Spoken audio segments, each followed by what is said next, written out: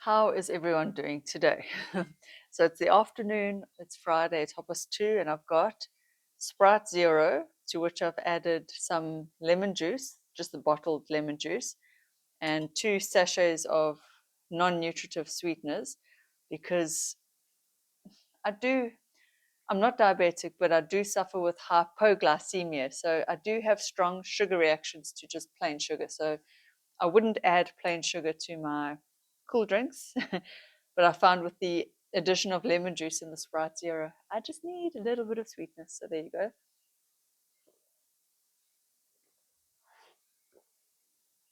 And so that is my refreshment whilst I talk. And I've been thinking of so many things lately, always, obviously.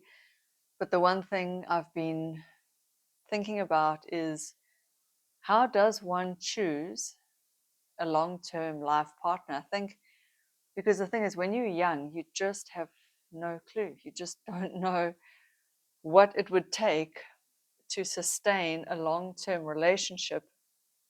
And I think in today's world, with social media and the way movies are going, and the way entertainment is with gaming and these characters and AI generated images, Instagram being more popular for the younger generation than Facebook, all of that, relationships have been reduced to an image as well. And it's like if I were young now, I would find it difficult to know what qualities are really, really, truly worthwhile. And so I was thinking, what would I tell my son? Like if he had to look for a a long-term life partner in a woman, what would I tell him to look for? And the last thing I would tell him would be to go for looks. And yet I know I would want him, obviously he's got to find her attractive. I mean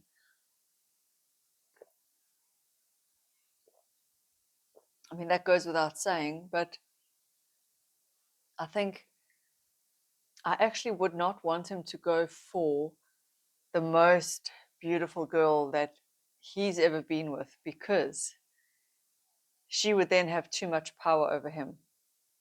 The fact that she is so, maybe she was like, I don't know. I'm thinking of Love is Blind season 6 as well, Jessica.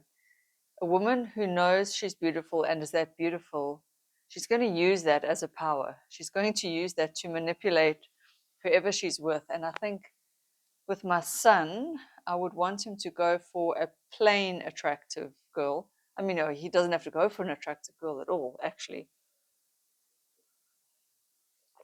But I would tell him that looks are really, really, really not the most important thing at all.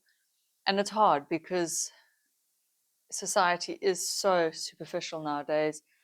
I feel the pressure. I feel the pressure to be slim and look a certain way. Uh, I think that's obvious. Anyone who knows me will know I feel that pressure. The older I get, the more I'm letting it go. I'm letting it go slowly, but it's like you let go of it in little slivers, little whispers. It's You don't just let it go like, oh, you've got it. Anyway, I would tell him to go for a woman who seems like her personality is overall kind. Like so, I think the one thing that doesn't change in life is very uncertain. But the one thing that doesn't change is the general underlying personality that someone has. And I'm already seeing it in my son now that he's a teenager. He's quite like me, he's a bit serious. I'm not the life and soul of the party. I'm not the one that's there telling the loudest story. I'm not cracking jokes. I love humor. I think I'm funny sometimes. I crack myself up, but I'm not the biggest jokester, and I'm not a big teaser. I'm not a prankster. You get people who are like that. That's wonderful. That's great. It's not me. Um, and neither is my son. My son is a planner. He likes to get his schoolwork done on time. He's that kind of studious, conscientious, people pleasing, but calm, stable, chill dude. That is him. And I know that he will be that way in his 80s. I am still the same that I was in my teens, conscientious, people pleasing, calm yet serious, yet I think well-rounded, I think pretty balanced. I always try and see things from all sides. I have the sense of justice and fairness. I am the diplomat. That is me. And I think maybe if you've watched a few of my videos, you will hear I'm a lot more. I like to think I'm sane in an insane world. I definitely value Eckhart Tolle, or Eckhart Tolle, however you pronounce it, and his wisdom, that very calm, long-term, all-seeing wisdom where you see the bigger perspective of life, where you're not in the moment, you pull yourself out. That's me. I don't know if there's a word for that. And I know I will be that way even when I'm 60, 70, 80. So I do think the nuts and bolts of your personality are there. Once they're formed, they're formed. You can be a little bit more gregarious, a little bit more outgoing. I have my moments when I am more outgoing, but in general, I'm far more introverted, quieter, blah, blah, blah, all those things. Anyway, so with my son, what I would tell him to look for is look for the baseline personality of this girl. How does she handle conflict? How does she handle stress? How does she handle interpersonal relationships, conflict? What are her values around family, around raising children? What are not whether she wants a lot of money or doesn't want. The amount of money is not the issue. It's what is her spending and saving style and what is his? Can they blend the two? How do they talk to each other? Do they speak with utmost respect to each other? So does she, even if they are disagreeing strongly about something, can she disagree strongly with respect? I would want him to marry someone like that, somebody who will hear him when he speaks, who will hear the intention behind his words. I would hope he does the same for her, obviously. I would hope that they treat each other with the dignity and reverence and respect that every human being deserves. And that is what I hope he would look for. I hope he would look for somebody who, life always brings drama, but somebody who steers and navigates away from enhancing the drama, somebody who can remain calm even when things are going chaotic, somebody who, in the midst of crisis, can help him navigate that crisis in that way. So it really is, it's so much more about the personality and who that person is. And it's so little to do with how she looks and can she fit into a pair of jeans and does her butt look cute. I would so hope he would see beyond that. And then turning that to me, I've made mistakes in my life where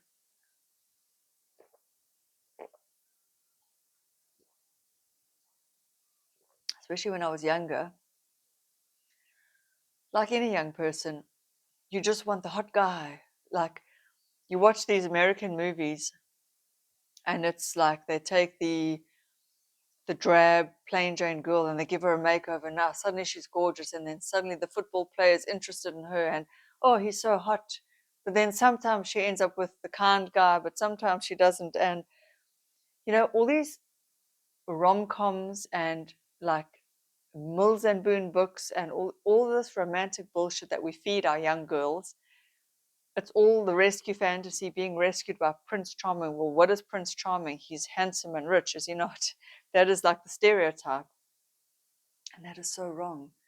It is so wrong. We need to feed girls ideas of stable character qualities, and that is what she needs to look for. Yeah, there's just so much more to it. And I guess I've been thinking about this because, well, for many reasons. I've just finished Love is Blind season 6. He's not my father-in-law, but my father-in-law, in hospital. And then I'm watching my partner and how he's there for his dad, and thinking towards the end of my life, what kind of partner do I want in my life? What kind of guy do I want to be around me? And you want somebody who is not afraid to take care of you and do the things that are needed to be done, who's not going to shy away from illness, from hard things. You want somebody who is very stable in that way and who's not going to go off the rails, who's not going to drink or gamble or drug themselves into oblivion every time something gets difficult. So, yeah, just a good, solid character is really what counts. So, yeah, I've been thinking about that.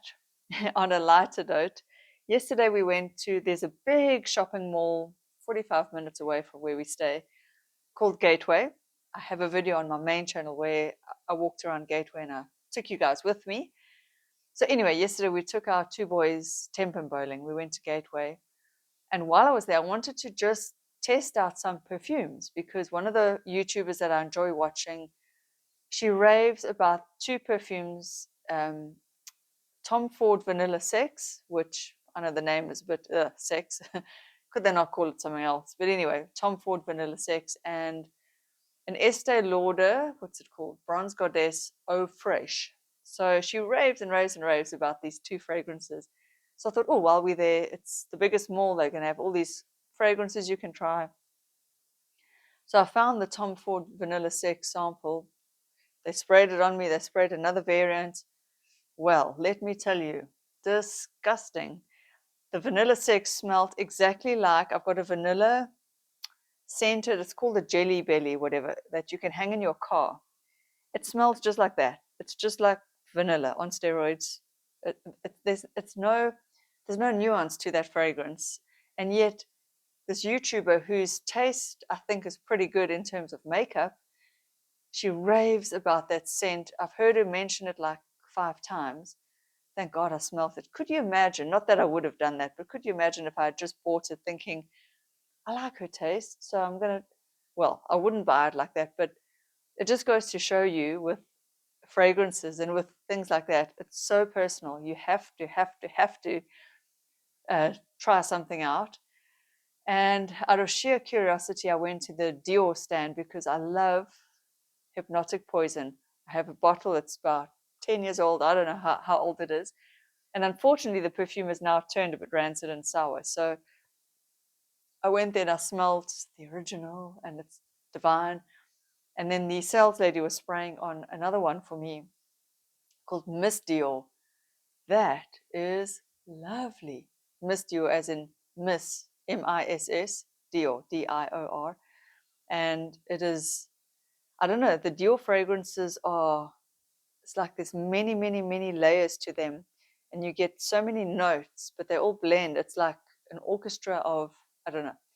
So one day I will go back and just spray the Miss Dior only, because obviously your nose gets a bit whatever, and just wear that scent on me for the day and just see if, so who knows, for Christmas or birthdays or whatever, you never know. But I like to just, it's one of the things I love to smell and test out perfumes. And every time I'm near a fragrance counter, I just love to test. So we did that yesterday. But I just thought it's so funny how different strokes for different folks. So there you go. What else? Today I went for a run and I'm feeling a little bit tender and sore in my old lady hips. Oh, yesterday we baked a cake. So I did a box cake. So you can buy the cake premixes. There's a brand here called Golden Cloud. So it's just a flour brand and they do their own box cake. And previous to that, my partner had baked us a cake. He found a recipe, an easy, like simple chocolate cake recipe, which he's so good with baking. He just whipped it up like, I don't know, the one day. And it was so good. It was fluffy and light and moist and all the good things, and everything was, it was just absolutely heavenly. And then this box cake was like, meh, nothing wrong with it. The icing was far too sweet. It was like there was just not enough cocoa powder, and somehow it was like sweeter than sweet. I can't describe it, which is weird because you use salted butter with icing. It's just like it lacked flavor. All you got was a sweet note, and it was just not nice. And the cake itself was fine. It tasted fine. It's a little bit too, not light and fluffy, not moist enough, a bit stodgy. Yeah, it was just very average and very, I think, cheaper and better to just do your own from scratch. So there's that. 5 cents, a little bit of information for you. And if you're curious, I have uploaded my Ask Me Anything video where I answer questions about what it's like to live in South Africa. So if you want a more detailed answer on that, go check that out on my main channel, which is under my name, Louise Corrins. So yeah, life in South Africa is both good and bad. It's got its pros and cons, like anywhere, and so much of anything, relationships, the country you live in, your friendships, so much of it is what you put in and how you choose to see it. Not always. I'm not saying that there are not people that you should just keep your distance from. Some relationships are just never going to work. Some people will just, or most people never change. So if you're wanting them to change, don't waste your breath. Don't wait. But a lot of it is how you choose to see that person, and you will know if that person is responsive to talking things out, to you putting in the effort, and then they put in effort back. You know what I mean? But so much of it is the grass really is greener where you water it. That's a cliche. And as I always say, cliches are cliches for a reason. And yeah, so I've just been thinking about all these things. And like South Africa, so many South Africans, we grumble and we moan. I grumble and I moan all the things that are wrong in South Africa. And the list is endless. It's endless. But we do have so much going for us that we take for granted and we don't realize. Like when you listen to people that live in these major crowded European cities, like I heard one YouTuber talk about Paris and how polluted it is and how she can't always open her windows. I mean, that is astounding to me. So we've got fresh air. We can drink the tap water when we have water. There's always a burst water pipe, and then we're without water for hours to days. But anyway, um, so there's service delivery problems, but there's a lot that we take for granted here. We've got space, space, space, space. Like I've said before, so many of the houses are on big plots of land, and we've got a lot of trees and bird life and nature, and things are challenging, but they're also good. And I think the thing I'm just remembering is to just focus on the good, be grateful for the good, try not to let the bad things get me down, because they can sometimes, of course, like with everyone. And I invite you to do the same. And the last thought is, if you have an ordinary life, you are blessed. Most people's lives are ordinary. I was listening to or was I listening or did I see a post? I think it was a Alex Hormozy post. You know, the Hormozys are big on YouTube. There was some post about you've got to maximize your life or maximize your dreams, or you'll never reach your potential, or how most people are just average and ordinary. Well, duh. And there was some lashback. There was some backlash to that post where people are like, but there's nothing wrong with being in the same place 6 months from now, a year from now. Like a normal life is good. And I wholeheartedly agree with that concept that an ordinary, normal life is a good life. I think, again, just like with relationships on social media and movies, and I fall prey to this, that's why I need to talk about it and remind myself. There is so much glamorization of being a billionaire, the champagne luxury lifestyle, the glamorous this, overseas holidays. You've got to be a career woman or man. You've got to be playing the stock market, the Wall Street. It's so much bullshit is glamorized. But the reality is, number one, those people are just as miserable, just in a different way. Yes, they might have a bit more money, but more money, more problems, as the saying goes. Did I get that right? More money, more problems. I'm not saying to be poor is better either, so don't get me wrong. But if you have a roof over your head and food and loved ones in your life, you've won the lotto. And normal, average, and ordinary is wonderful. Why do we look at all these people that are they're just, I don't know if they're extreme and they're trying to gloat. I don't know what it is, but I just want you to feel good about yourself, exactly where you are, with whatever you are doing. If you're doing your best and you're a good, kind person, that is enough. It's enough. It's enough. Who cares if you don't have a designer handbag? It's really, really, really not necessary. It doesn't make you any happier, I promise you. Who cares if you've only got 2 pairs of jeans? Who cares if you can never afford a manicure? Right now, I'm so happy to give my nails a break. It actually feels better, feels nice. Nothing wrong with a manicure. They're lovely if you can afford them, if you enjoy them. But what I'm saying is, often we attach more to these things than they are worth. And even for me, sometimes I think, oh, it'll be so nice to travel, it'll be so nice to go overseas, it'll be so nice to explore the world. And that's wonderful. I'm not saying anything wrong with that, but I mustn't let that take me away from the beauty of the here and now. And the here and now is wonderful. I really have nothing to complain about, but the mind has the way of, like my mind has this way of always looking to where can I be? Where would I like to be? And then it's sitting there going, oh, well, this is cut because I'm not there. But when you get there, you're going to find a million things to complain about, like the airline was terrible and why was the flight delayed if I get to travel, which I'd love to. You're going to get eaten by mosquitoes. There's malaria in certain areas, whatever the case may be, Delhi belly, all these things that happen to travelers and tourists. So nothing is perfect, is what I'm saying. And to just remember that where you are right now is perfectly okay. It is wonderful with all its flaws, you with all your flaws. It is okay. It is okay. Social media does play tricks on our minds, and it does a number on all of our people, on all of our heads. How do I say that in proper English? You know what I mean. So I just want you to love yourself truly. And I know it's a bandied term, love yourself. What does that mean? It just, I don't know how to give you the love for yourself, but I really do. The older I get, the more and more and more and more. Again, it's like little moments, it's like layer upon layer. I love and accept myself a little bit more.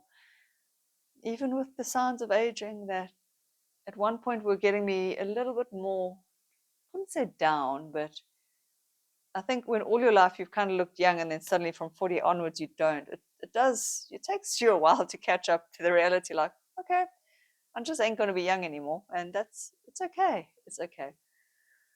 It's okay. It's all going to be okay in the end because we're all headed for the same destination. And there is fuck all we can do about it. So, on that charmingly positive note, I love and leave you. I hope you guys have a wonderful weekend. If I have energy or the motivation or something worthwhile to say, I will check in on the weekend. Otherwise, just enjoy. Turn your phones off if you can. Get off social media for a while. I'm going to do that. And I just love you all. Thank you.